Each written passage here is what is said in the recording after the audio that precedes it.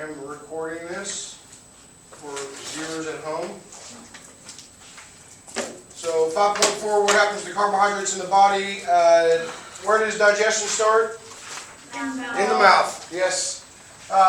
What's the tough flap of skin in the back of the throat that keeps food from going into the trachea? Epiglottis. How many sections are there in the small intestines? 3. Name them. Okay, duodenum, jejunum, and ileum, Miss Mia said. That is correct. Enzyme in the mouth that starts breaking down starches. Salivary amylase. What about the enzyme that starts breaking down lipase in the stomach? Okay, what did lipase break down? I said that backwards. Ha ha ha. What do they break down? Yes, that's very true. Something in the stomach. Which macronutrient? Lipase. Fats, lipids. Yes, good.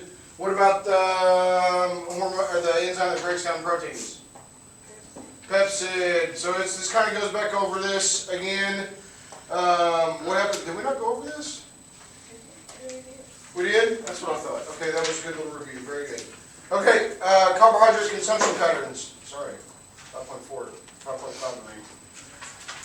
Carbohydrate consumption patterns. Okay, in developing nations, millions of people rely on diets that supply the majority of their energy from relatively unprocessed carbohydrates, especially complex carbohydrates.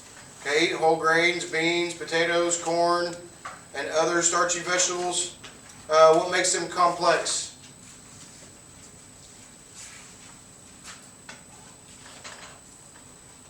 One 5-letter word. Anybody? No 5-letter word that helps determine a complex from a simple carbohydrate? Sugar. Nope. 5-letter word starts with F. Fiber. Fiber. The skin on the outside of the fiber, whole grains, whole fruits and vegetables. The skin. Some of those starchy vegetables just take longer to break down. Corn. Moving forward, there's a good little percentage of the calories that are consumed not meeting what was our goal. Remember that? What were the AMDR's goal for carbohydrates? 45 to 65%. We're missing the mark on that one. Okay, that's how much of our calories come from fat in the adult American population. Nearly 40%. It's a lot. This kind of gives in 2017, the average American consumed about 22 teaspoons of added sugars per day, which is about the equivalent. If you divide that by 3, you're looking at 7 tablespoons, almost half a cup. Almost half a cup a day added sugars. 18% of energy in that diet is which is almost 18% of the energy. Okay, now some little extra tidbits there.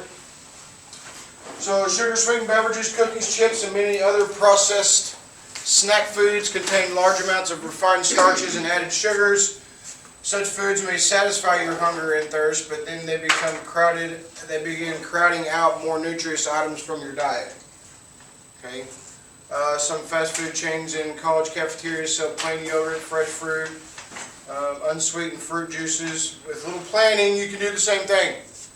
That's kind of what this is talking about. Behavior changes, keeping a bowl of fruit, cutting some fruit up and taking it with you. It says put in your purse, but I would not suggest that, ladies. Guys, if you're carrying a purse, don't put those in there either. Understanding nutrition label, we've kind of touched base about this a little bit. You can learn how much total carbohydrates, sugars, and dietary fiber are in packaged foods. One of the reasons why I try to have clients or those that are seeking good just knowledge about what's going on. So what's the first thing that we should be looking at on nutrition facts? The fats. If you're trying to reduce your fats, yes. Total carbohydrates. If you're trying to control your blood sugars, yes. How many servings? Yeah, well, not necessarily how many servings are in the container, Or how many calories? but how many servings, what counts as a serving. Okay, so if there's 5 servings in the container and there's 5 cookies in a serving, there's 25 cookies. I wish I'd have brought the little chip bags. Sometimes, you get the little bitty chip bags, right? But now you got the bigger chip bags. I have a bag in my office. It's flaming Doritos, not Doritos, Cheetos. But the little bitty bags, even the little bag that I have in my office, it says 3 servings in that bag. Here you go. But it's still, that's okay. But it's still, we grab it with the intentions of eating it the whole, at one sitting, right? Sometimes, maybe. But yeah, because here's the deal, if I don't follow the serving size, if I wanted to eat 7 cookies, but I wanted to come back and look at this, I'd have to do some math, right? Why? Because the serving size is not 7 cookies, so I'm going to have to figure out how much each cookie. I would take 5 cookies and break it down, and I could do that if I wanted to. But here, Just eat you 3 more cookies and make it even. if we're not following that serving size, then none of this information matters. Would you agree? Right. Okay. That's 5.6, very short. Looking at those things. The other thing I try to focus on is not, oh, that's good, 11 grams of sugar. Stop looking at the sugars.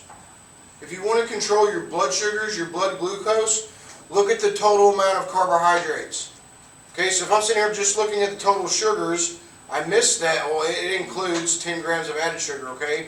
But this fiber, once it reaches a certain level, will actually help this out because the fiber slows down the digestion, okay?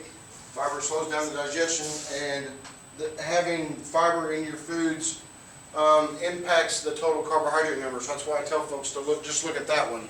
Because it includes everything under this. Why wouldn't we be looking at that? That's how we control our carbs. And it's not by the total amount of sugar, it's by the total carbohydrates.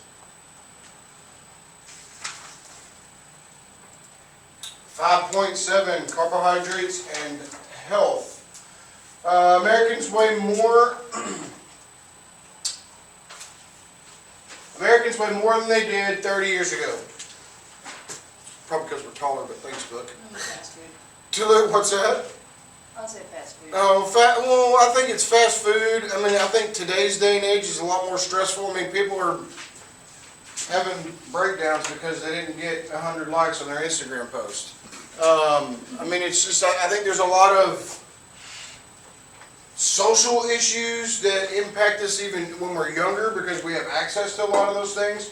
You kids are mean. I'm not going to lie. I mean, you guys, especially the younger you are. I will say the older you get, the better you are about it. But, I mean, you want the truth, go ask a 7-year-old or an 8-year-old. I sat down to eat lunch one time with my little one for his birthday, and we were sitting there, and this kid across, and I coach various youth sports. And I sat down, and the kid across the table from me goes, "Hey, I know you." And I was like, "Yeah, you look really familiar to me, too. Did I coach you in soccer?" He's like, "I don't know, but you sure have gained some weight and lost hair." I was like, "I remember asking you, kid." I wasn't mean to him. But they will. There's no filters. I mean, you want to know the truth? Go ask a kid. But yeah, we weigh more than we did 30 years ago. Apparently to that kid, I weigh more than I did 3 years ago. So to lose the excess weight, many people follow low-carb diets like keto, Atkins. Kind of talked about that a little bit. Paleo. Are carbohydrates responsible for the epidemic of excess body fat in the United States, or are the low-carb diets useful for weight loss? So calories do count. I mentioned 35. If you wanted to give a pound of weight a caloric value, 3,500 calories, 3,500 calories.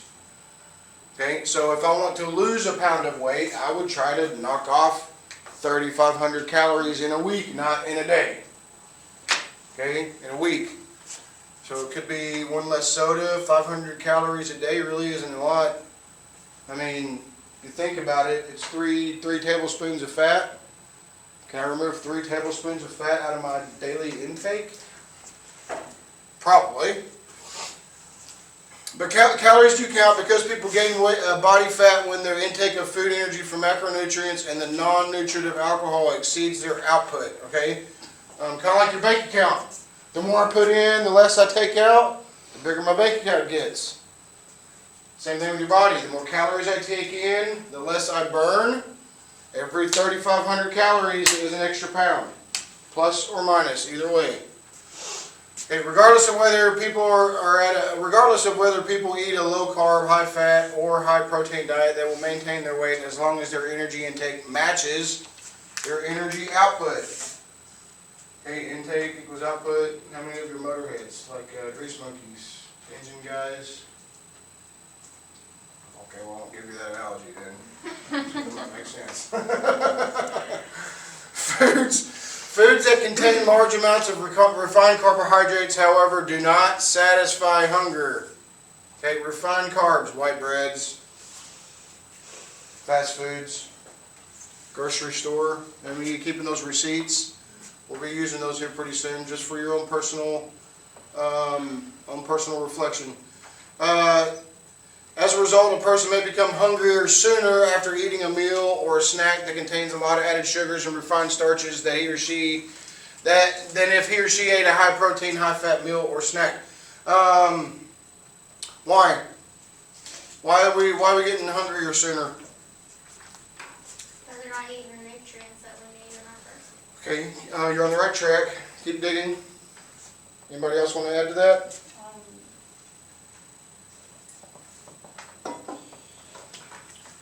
Think about how your body processes it.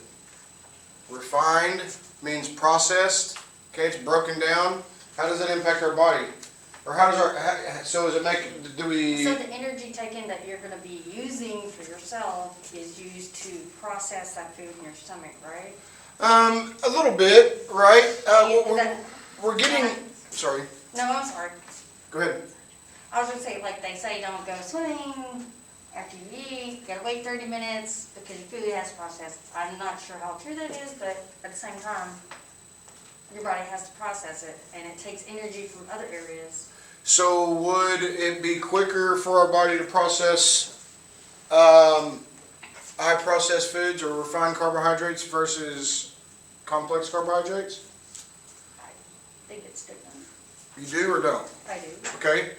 Are these easier? The refined carbohydrates, are they easier for our body to break down or harder? Easier, yes. So it moves through our body. Remember we talked about in the digestive system, it takes 4 hours for our stomach to empty into our small intestines, and then another 2 to 3 hours inside the small intestines before it reaches the large intestines, and then it's another 30 to 40 hours, right? But the deal is, and we're going to cover this a little bit later on, there is a hormone in the stomach called ghrelin that actually sends a signal to our brain telling us that we're hungry. Okay, obviously when we fulfill that, but it's going to happen more often if we're using refined because it just keeps moving through our body. Okay, it just keeps moving through our body. So with that being said, we're not able to keep up with how fats is being used. So metabolism plays a major role in the development of obesity, a chronic health condition characterized by unhealthy amounts of body fat. When a person consumes excess carbohydrate, body converts some of glucose into fat, but much of the excess is burned as a biological fuel. And remember we talked about the no carbs and the proteins creates ketone bodies. Okay, and that's because the body doesn't have enough energy to process the fat that we're trying to use to lose weight, but also as a source of energy. And that's where the ketones come from, because we don't have enough carbs to properly process the fat. Combining carbohydrates and fat. Foods that contain a lot of added sugars and solid fats tend to be energy dense. Okay, we talked about that. 9 calories per gram for fats. Okay. However, people tend to blame carbohydrates for their unwanted weight gain because starches and sugars are often combined with hidden fat such as butter or shortening in processed foods. Fat makes food taste better, rich, creamy, difficult to resist. The sweet taste of sugar makes the bland taste of fat. Sweet taste of sugar. Oh, masks. I said makes. Sorry. Masks. the bland taste of fat. So salt, sugar, fat, three things that make food taste good, right?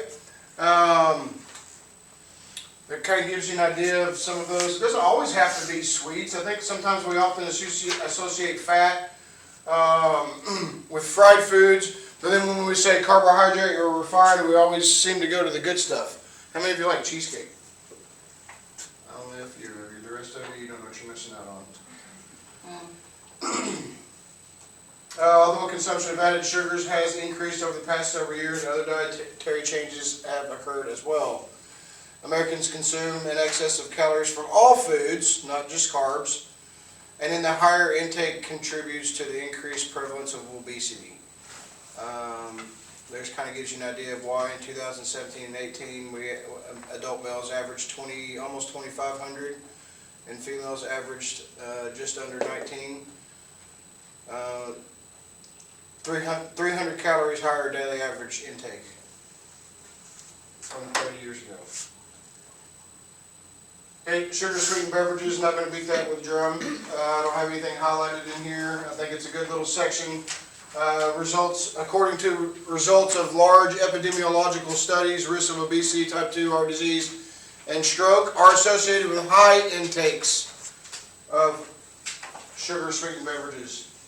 Never told you you couldn't eat anything. Just told you that there might, look at the portions. Can I make some changes? Can I go with one less soda pop? My family gonna live if I have one less soda.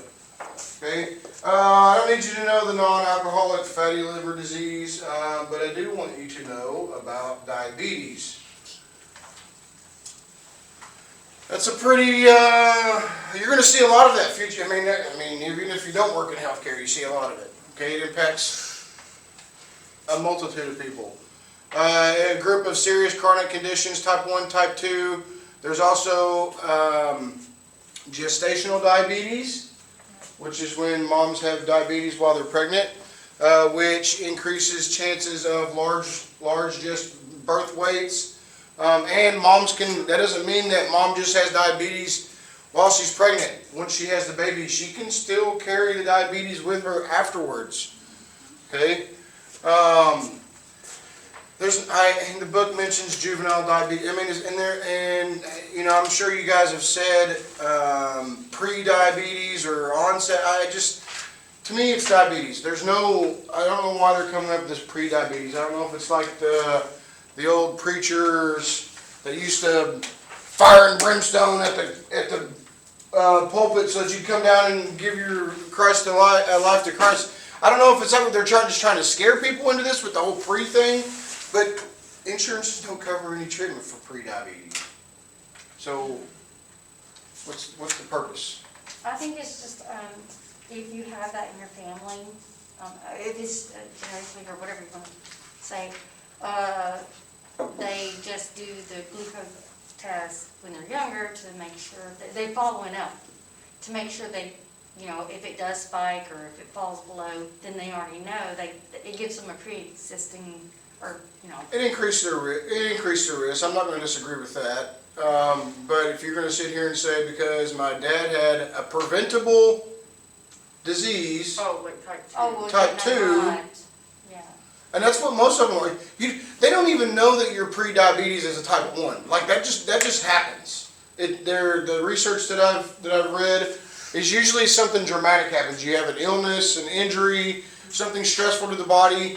I've read a few instances where it could be just a significant change in temperature, weather temperature, getting cold, kind of thing. It triggers some of that. So it doesn't really mean anything when they say you're pre. Well, not for type 1. I'm not saying that it don't medicine No. don't. I don't. That's what I'm saying. I think the whole pre-diabetes is to scare people. I think so too, because they've been telling me that since I was a child, because you're talking about the relatable. And we're talking about type 2, right? No, I'm talking about type 1. Oh. My dad had type 1 and But you can't have pre-diabetes. But No, that's what I'm saying. They just told me that I'm a risk for okay. pre-diabetes. Well, yeah, and then I'll when they agree checked with my that. glucose level, they were like, you're 0.3 away from being diabetic. Like you said, I have no idea if it's going to be type 1 or 2, but my dad and my grandpa did die, both from type 1 diabetes. So, it's most likely that. But yeah, I would imagine though, you would have, My The brother's. older you get, the The- less chances that you have type 1. No, you're right. And like my brother, he's 23, he just got diagnosed with it. My dad was diagnosed when he was 24, died when he was 25. Grandpa, yeah, so like, it's like that common. But, I mean, I think it's a Yeah, but it's scare still not a tactic, too. pre-diabetes, you're just at risk, you know what I'm saying? That's what I'm saying, I think it's a scare tactic. And too. no, Like, right, so like, if you're, don't I mean, think if it that's, means if you're gonna anything. sit here and tell me that the closer I get to diabetes at type 2, and to be pre-diabetes, pretty much anybody in here that doesn't already have a risk factor of type 1 has pre-diabetes. Yes, that's my exact thought on it. I feel like when they tell you that, it doesn't do much, because they don't do anything after No, they tell you. no, right. They just tell And it's, you. and it's not the glucometers that they get you. They'll give you the glucometer so that you can check your blood. Yeah. It's the strips, they're like $1 a piece. And then you're checking it 3 times a day, and those little bottles only have, what, a month's supply? They're expensive. Yes. And they're not making it easy on people. Primary sign of diabetes is hyperglycemia, hyper, excess, high blood sugars, high blood sugars, okay? Elevated blood glucose levels. A person's normal blood fasting glucose is 70 to 99. And see, here's that term. People with prediabetes have fasting blood glucose levels that are 100 to 125. One blood glucose over 125 does not diagnose you with diabetes.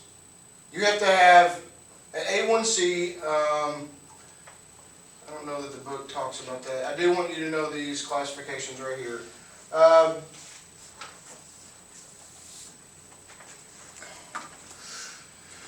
It takes more than just one. I mean, everybody's blood glucose is going to go up and down all day long. Okay, it's the fasting when you haven't eaten in 12 hours, 10 hours, that's when that's what they check against those. Now that you can determine A1C, which is a measure of your average blood glucose sugars for the course of 3 months. Okay, A1C, 3 months, because our red blood cells only live that long. That's how they test that. A lot of insurances use it. That's usually what they use to determine whether you're diabetic or not. And I believe that you only need the A1C. That, of course, the higher it gets, I've seen it as high as like a 14, which is those are Diabetes is super confusing high. to me. Like, because I used to take care of an older woman, and she liked to sneak in the kitchen and make stuff that she didn't need, and she would forget she was cooking it, so I'd touch her. But even if she didn't, sometimes hers would spike to like 200. So when we don't eat enough carbs, our liver stores it as glycogen. So when our blood sugars drop and we're not eating it, our liver will release it into our bloodstreams and cause high blood sugars. People, and that's a double-edged sword. Because here I am with diabetes, I'm supposed to control my blood sugars, but you tell me I need to eat carbohydrates. Yes, you need to eat carbohydrates with proteins, with fats. Okay. Now on the other hand of it, well, it makes sense. If I don't eat carbs, my blood sugars don't go high. To the majority of people it would. Okay? To the majority of people it might.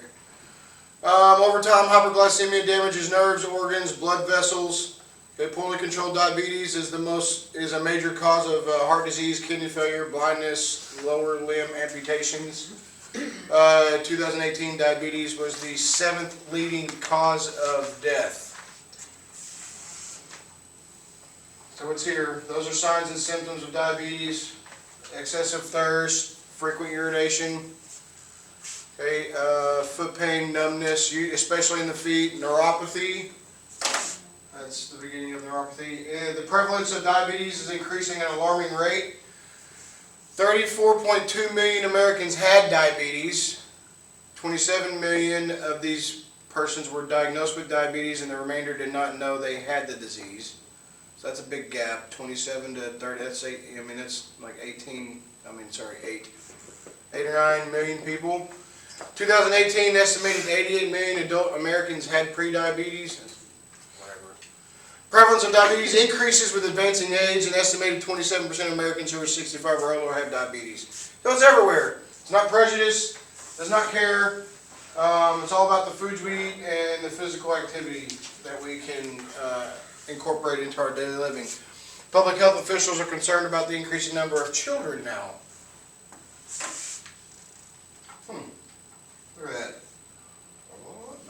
from 1990, that wasn't very long ago, for most of you that don't believe that. It wasn't, seems like, you guys didn't ride dinosaurs in 1990? No. I was wondering if you guys were gonna like, is he making a joke or is he serious? I've seen skeletal muscles of dinosaurs. Let me ask you, Mr. Henson, if you don't mind. Sure.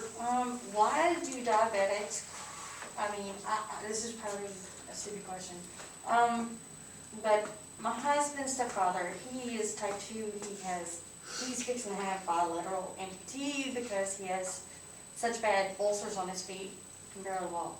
I mean, they tried to put him in the hyperbaric chamber, he lost his vision for 30 minutes, they said, no, we can't do that anymore, because it was getting longer and longer, he would lose his vision. So,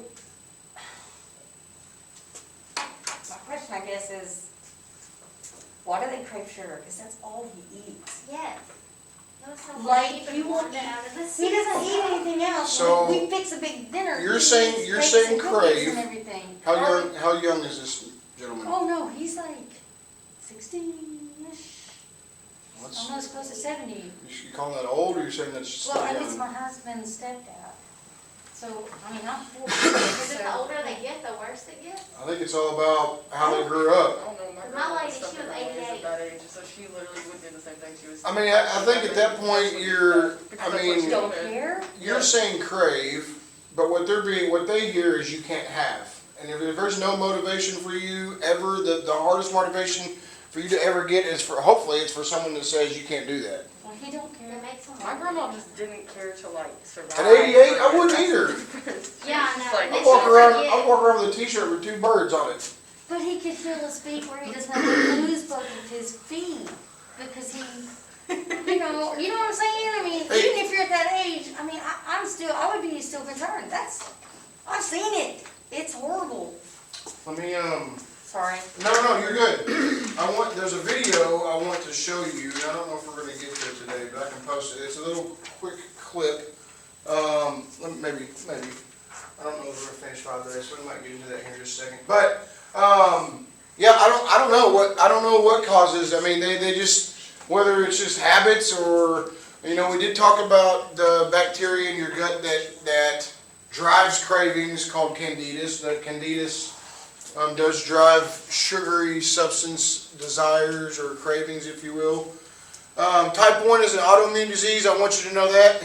Here's the correlation, and this will be a fill in the blank, kind of a short essay, short answer situation. This is exactly how I want you to do it. Type 1, insulin dependent. They have to have insulin or they will die. And usually it's in a pump. They're getting pretty creative with these. I think some of them are waterproof, but it's a little pump. They can put on the back of your arm. You can move it around. Back here on the back of the spare tire if you got one of those. In that area. So there's a couple different places they can put it, but it's pretty neat. And it just periodically it'll register your blood sugars, and when it gets low enough, it'll administer, or high enough, it'll administer insulin for you. That's type 1. Type 2 is either manageable, well, they're both manageable, okay? They're both manageable, but the difference between type 1 and type 2. Type 1, insulin dependent. Type 2, eating habits and lifestyles. There is a third one, gestational. It's only when you're pregnant if you, I don't know how else to put that, gestational. Gestational diabetes, pregnant. I don't know how else to say that. Somebody mentioned in one of my classes the other day, a fruity breath. Yep, that's a breath with the person with ketoacidosis. Okay, potentially a life-threatening condition that requires immediate medical attention if untreated, can lead to a coma and death. Proper management. Most of the time this happens in type 1. Okay, but if you're type 2 and you're on these keto diets, your body's creating ketones and a chemical imbalance in your blood, okay, it becomes acidic. This is what's going on. That can happen to anybody. It's not something that you want to do.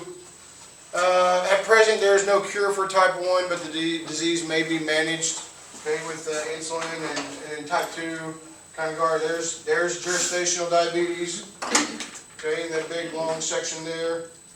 I kind of already preluded a little bit to the A1C.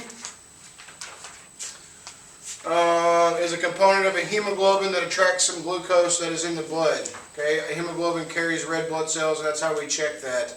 About a 4.5 to a 5.7 of a healthy person's hemoglobin that's normal. That's healthy. I mean, 4.5 to 7. I want you to know diabetes range. 6.5 and above. Where's this at? In the bottom right here. Okay. 6.5 and above. Proper glucose management involves blood glucose levels regularly and carefully following a special diet that usually includes counting carbs of some sort, the grams, in physical activity daily.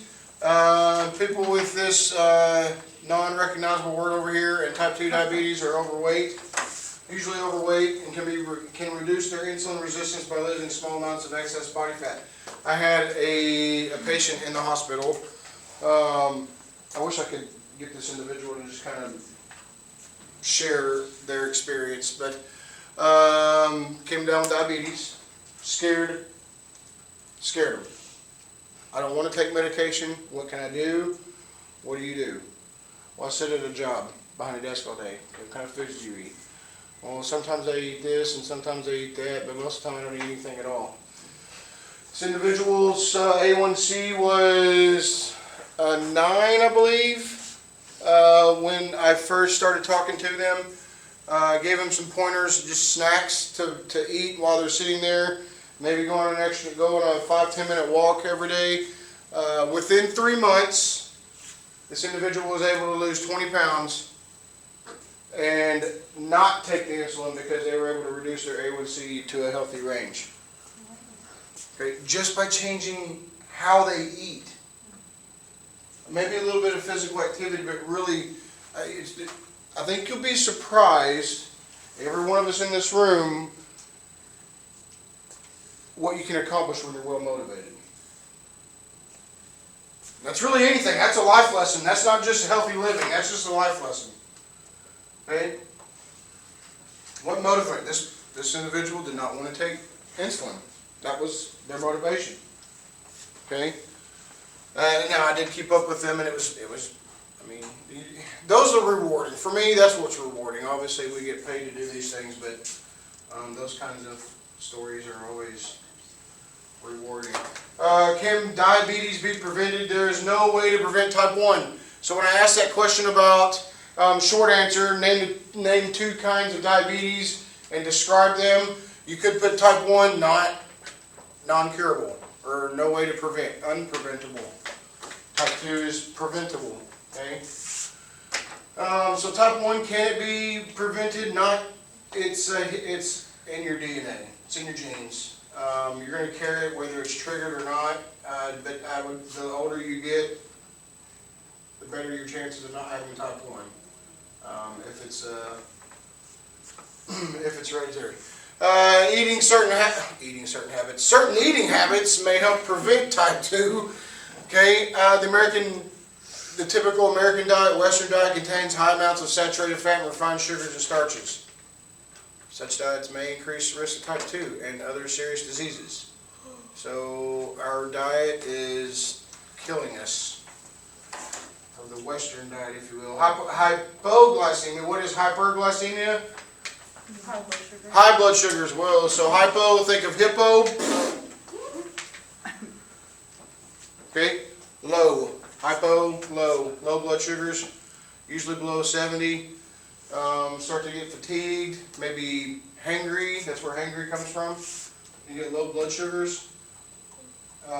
Drowsy, irritable. All those good things that come along with being hungry. Metabolic syndrome, I see this pretty often. As an estimated 1 in 3 has metabolic syndrome, a condition characterized by 3 or more of the signs listed in table 5.11, which is this way. Those. Okay? You have to have 3 or more of these to have a metabolic syndrome.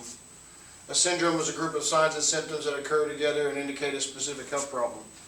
large waist. This is for men and women, large waist, elevated blood pressure, high triglycerides, fasting blood sugar.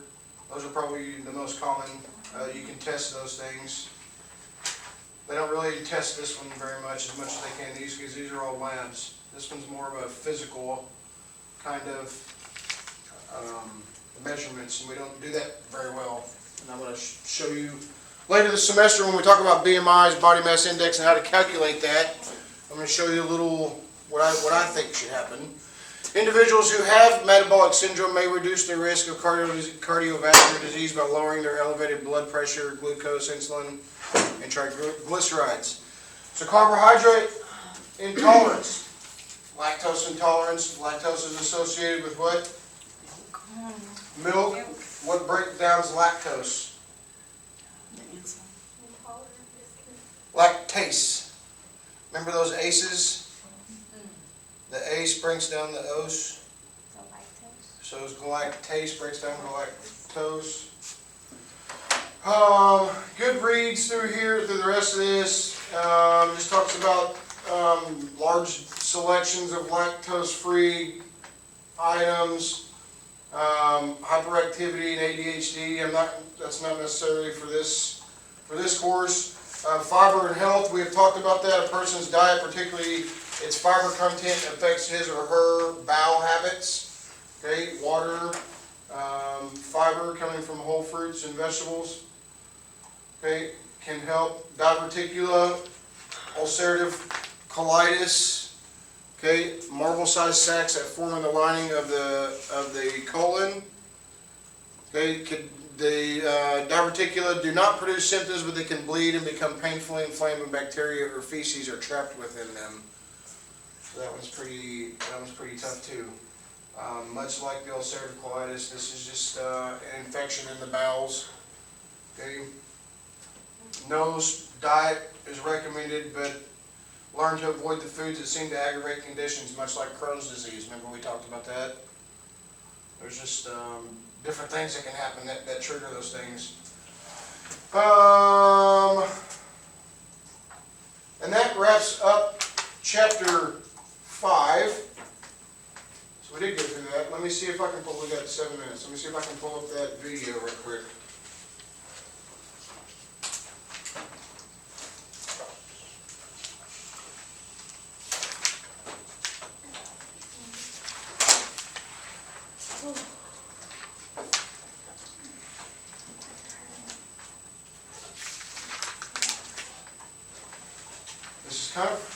This is pretty graphic. No, I say graphic, it's a cartoon.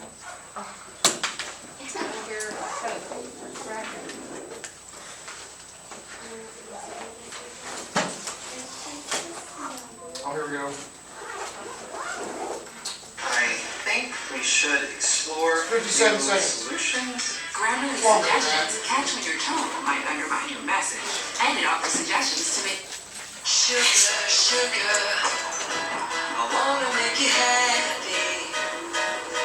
Like the sun you shine, you brighten up our gray day. Sugar, 3.5 sugar, so good, so good. Sugar.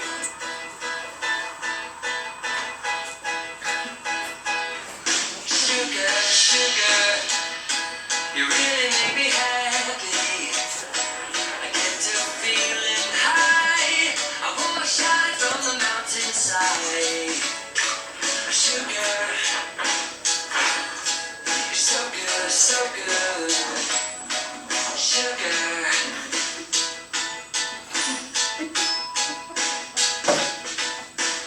Now is the time to live your life without fuss. Because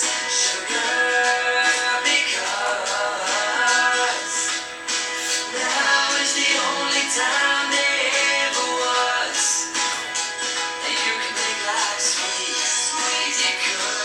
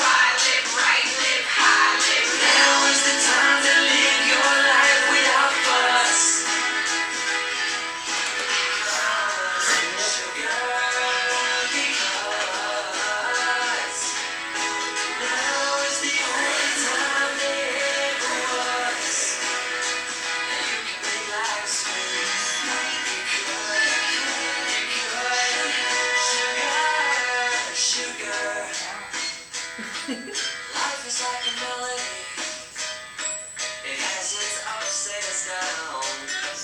Only you can save me. Sugar, you're so good. Sugar.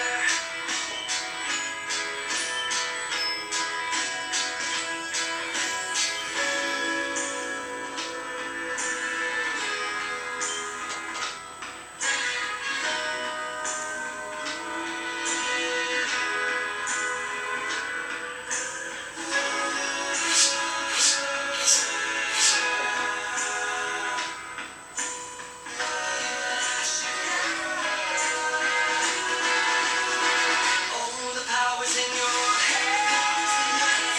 You can have it all. You can live a long, long time. The power's in your clothes. Oh, the power's in your. What do you think about that? It was weird. You said it feels weird? Weird. Cause I mean, it's true, but I mean, honestly, it was, Very true. it's very true. It It- was odd. it is I wouldn't- true. I wouldn't- it was- Well, I mean, but some of those statistics, tooth decay, losing limbs, Losing limbs. gaining weight. Did you know that if you drink more than 2 sodas a day, if you're able to reduce that down to 1, you can lose 7 pounds? I drank like 4. You can lose 14 in 2 weeks. Nice. Just drink water. Yeah. So if I had to give you a suggestion, what's the best way, as humans, we're all creatures of habits, whether it's what we eat, how we put our shoes on, how we pull our bowl of cereal, those are small things. But those are all, they're behavior. So how do we get rid of one bad habit, replacing it with one that's better? Okay, so if I drink more than 2 sodas a day, replacing one of them, doesn't even have to be every day. It could be every other day that I just drink one less and replace it with water. That's where a majority, I'm not saying that you can't drink soda pops, right?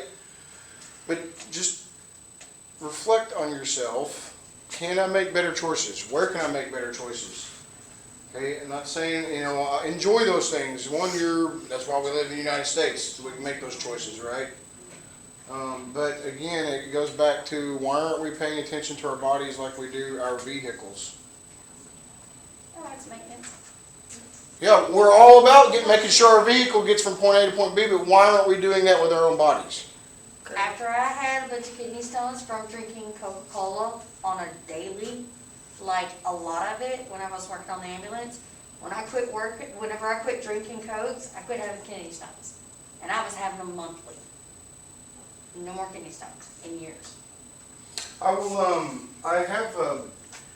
we probably need to do that something, not on a windy day. I need something I need to show you. I may record it in a second. How many of you use dry coffee creamer in your coffees? If I I have to, have. yeah. I would rather you just use like some heavy cream or milk or even something else other than dry coffee creamer because it's flammable.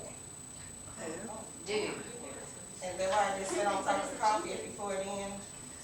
On top, it just sit there for a while. And it's not because it's not because gasoline or a flammable kind of substance, but the hydrolyzed, so they put a lot of extra hydrogens around these things, these molecules, and it says so on the package. But if you'll take coffee creamer, and I'll show you, I've already opened flame, we'll go outside or I'll record it, that way nobody's injured, except for me. But if I take dry coffee creamer and open flame, and I just pour it over the open flame, it will, That sounds like a fun experiment. it is a cool experiment. Okay, outside of that,